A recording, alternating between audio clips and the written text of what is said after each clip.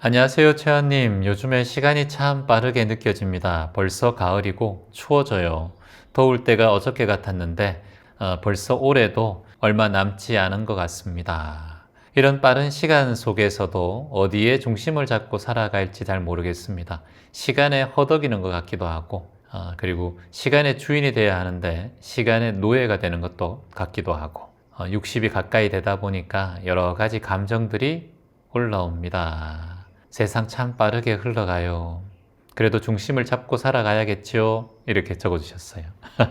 여러분은 이미 중심을 아주 잘 잡고 살아가고 있어요. 이곳에 계신 모든 분들이 인생의 중심을 잘 잡고 살아가고 계신 거예요. 그 중심에 흔들리면 이미 마음이 괴로움 상태에서 버티지 못해요. 우리가 스스로 인간은 알지 못하는 위대한 능력들이 있습니다. 여러분도 그렇고 저도 그렇고 누구나 자신의 무한한 잠재 능력이 있어요. 그래서 그걸 잘 키워오면 잠재 능력을 개발한다 그러고 그걸 못 키우면 그냥 잠재 의식으로 남아있다가 우리는 삶을 마감합니다. 근데 이 잠재 능력을 키우기 위해서는 가장 근본적으로 먼저 여러분이 바른 견해를 내야 되거든요. 이 바른 견해가 뭐냐면 여러분 스스로 자체가 위대한 존재이고 희망의 존재라는 것을 저는 먼저 마음 깊이 내어야 한다고 봐요. 내가 희망의 존재고 내가 사랑의 존재고 내가 감사의 존재인 걸 아는 사람은 이 세상에 존재하는 많은 사람들도 그런 존재일 수 있다라고 바라보는 관점이 생겨요. 그런데 내가 아무것도 아니고 우리가 보통 불교에서는 나는 뭐 돌멩이와 같고 풀 한 포기와 같다, 벌레와 똑같다 이런 얘기를 많이 하시는데 저는 그거는 자신의 몸과 마음가짐을 겸손하게 하심하고 살아라는 의미지 자신을 학대하고 자신이 보잘것없는 존재다라고 말씀하신 내용은 아니라고 봐요. 거기 안에는 깊은 의미가 있다고 봐요. 우리가 무소유란 말을 하는데 이 무소유란 말 자체가 내가 아무것도 소유하지 마라라는 말로 표현이 되는데 그렇지 않습니다. 부다께서도 출가자 아니고 재가자들은 돈을 많이 벌고 저축도 하고 땅도 사고 좋은데 잘 써라고 하셨어요. 그래서 무소유라는 것은 중도를 가지고 어느 곳에 치우치지 말고 내가 능력껏 벌 수 있는 만큼 잘 벌고 그리고 잘 쓰는 삶을 얘기합니다. 여기서 말하는 이제 출가자의 무소유라는 것은 뭐 또 좀 다른 의미가 있겠지만요. 그래서 여러분께서 생각하는 이 불교 용어들이나 그리고 또한 종교의 용어들을 그 단어에도 빠지면 안 됩니다. 수행을 해 나가는 방편이지 경전에 빠져 있어도 안 되고 그리고 수행에 빠져 있어도 안 돼요. 수행도 수행자는 빠지지 말고 수행의 관찰이 이루어질 수 있는 상황에서 수행을 바라봐야 돼요. 그게 관찰자이자 수행자라고 할 수 있어요. 우리 인간이 얼마나 대단하냐면요. 지금 우리가 이 세상에 지금 펼쳐진 이 모든 것들이 누가 만들었습니까, 여러분? 여러분 지금 스마트폰 누가 만들었어요? 신이 만들었나요? 지금 여러분 타고 다니는 자동차 누가 만들었습니까? 인간이 다 만든 거잖아요. 인간은 너무나 위대한 존재이고 인간은 너무나 이 세상에 귀하고 감사한 존재라는 걸 깨달아야 합니다. 그게 바로 당신이고 그리고 저이고 이곳에 계신 모든 분들이라는 걸 잊지 않는 게 좋겠죠. 지금 우리가 지구라는 곳에 우리가 있어요. 지구가 어디에 있습니까, 여러분? 태양계 우주에 있습니다. 우주에 둥둥 떠 있어요. 여기서 수없이 많은 일들이 일어나고 있어요. 이 지구가. 여기서 전쟁을 하고 스페인에서는 홍수가 난리 나고 사람이 죽고 살고 하고 있어요. 그리고 이 지구는 태양을 중심으로 공전을 하고 있어요. 이렇게 공전. 그래서 365일 돌아요. 자꾸 돌아요. 또 자전하고 있죠. 이렇게 지구 돌고 있단 말이죠. 이렇게. 그래서 한 바퀴 돌면 하루가 바뀌고 이 태양의 한 바퀴를 돌면 1년이 바뀌는 거예요. 그래서 이 태양의 둘레를 도는데 공전을 하고 있는데 지구가 그 빠르기, 속도가 시속이 아니라 초속 30km입니다. 초속 30km. 그러니까 초속 30km면 대전에서 서울까지가 150km니까 서울에서 대전까지 가는데 몇 초 걸려요? 5초 걸려요. 5초.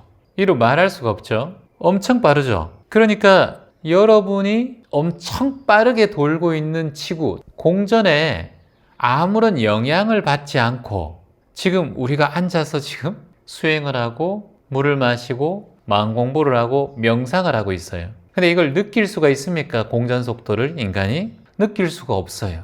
그리고 우리가 이렇게 생활하고 있어요. 삶 속에서. 우리가 지구를 관찰한다고 보면, 태양계를 관찰한다고 보면 엄청난 변화를 일으키는 이 태양계와 우주 속에서 우리는 지금 잘 살아야 한다. 남이 나를 어떻게 볼까? 돈 벌어야 한다.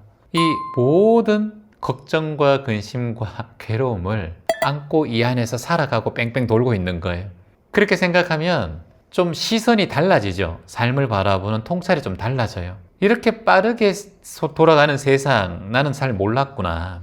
내가 이 우주의 흐름에 이 지구라는 작은 별에 우리가 이렇게 만나서 한국인으로 태어나서 이렇게 살아가고 여러분과 서로 인사하고 희망입니다 얘기하고 함께 소통하는 게 이 정말 인연이구나. 감사한 일이구나.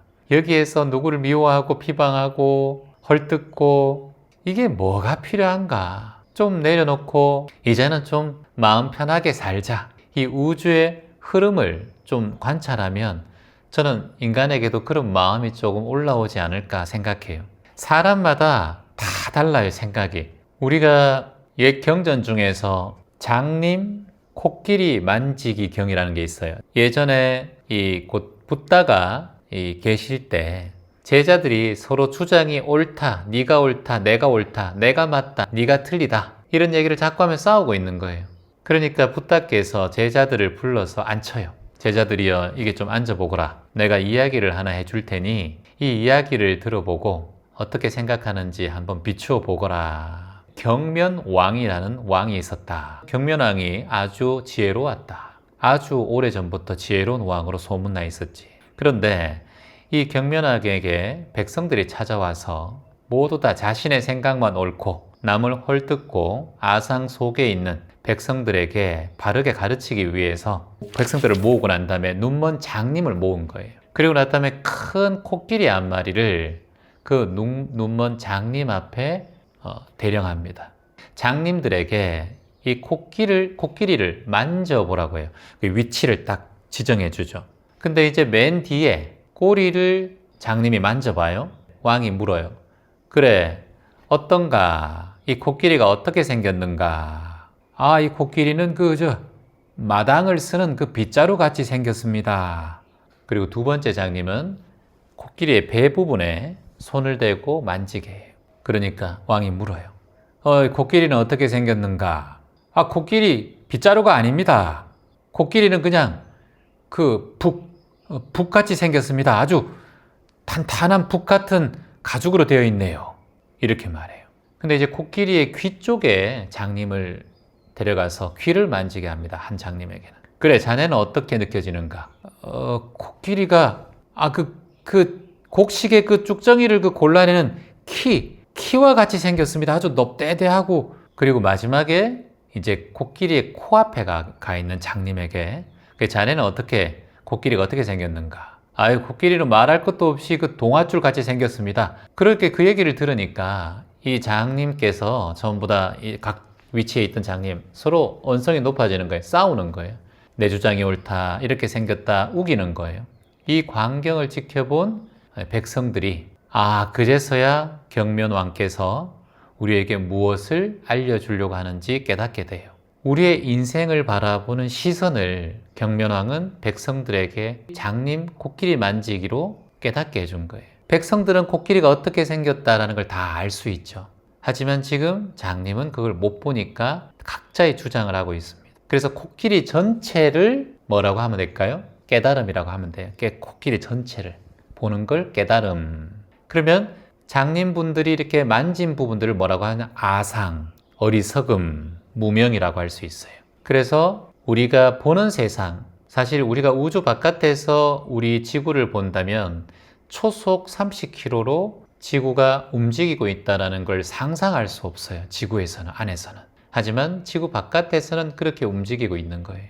그러니까 이런 걸 매 순간 우주적인 관찰, 통찰로 본다면 보다 좀 큰 마음으로, 보다 좀 대자비심으로, 하나님의 조건 없는 사랑으로 이렇게 세상을 좀 볼 수 있지 않을까. 이걸 관점의 전환이라고 할 수 있잖아요. 그래서 보는 대로 보입니다. 그러니까 우리는 보는 대로 보지 말고 가능하면 큰 마음으로 세상을 보면 나도 세상을 그렇게 바라보는 존재가 되지 않을까라는 생각을 합니다. 그래서 마음을 먼저 내는 일, 조건 없는 사랑으로 세상을 바라보는 마음을 먼저 낸다면 우리도 그런 큰 마음으로 살아가지 않을까. 그게 곧 성인의 마음이자 깨달은 자의 마음일 것 같습니다. 희망입니다.